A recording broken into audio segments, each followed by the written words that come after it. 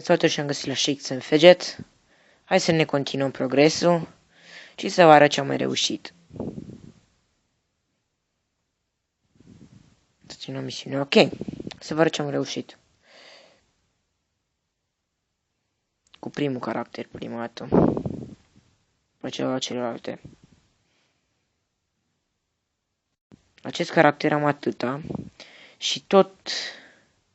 Și cam așa mi-arată acum caracterul. Și am level 60. Așa mi-arată caracterul, am 14.000 la atac, 220 la evitare și la rezistență. 451. Și criticala e mare. Nu cred că e foarte mare. N-am o ciupercă. O să iau o ciupercă.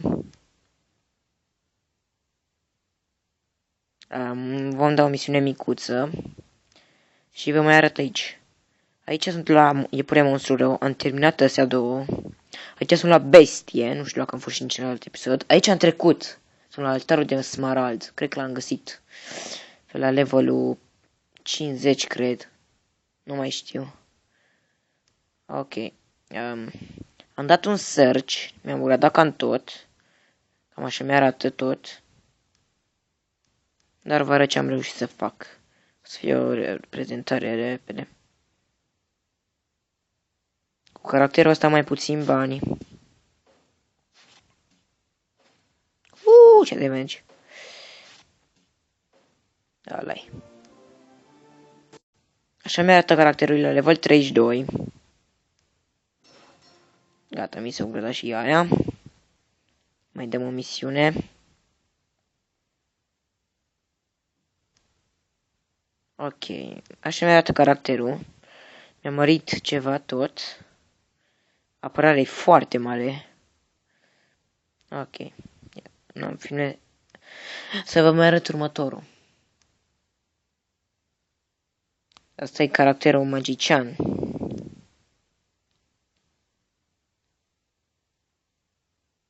Aolea, merge greu Wi-Fi un pic.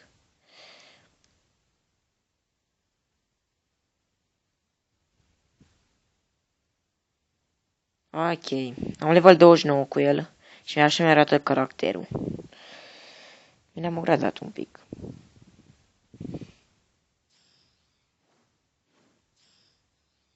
Am un toiac de fobră. Nu mai am cu ăsta. Probabil că o să fac mai târziu levelul următor. Hai să încercăm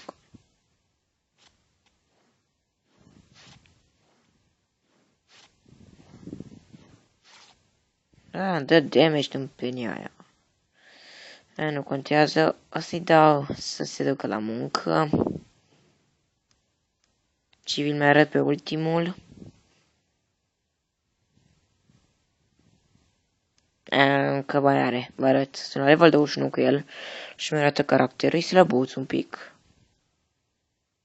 Dar așa arată. E bine. Și asta a fost Shakes and Fidget. O să-l continui. Ce să fac level 66, din câte știți, ca să începem ceva nou la primul caracter și, da, continui. La revedere!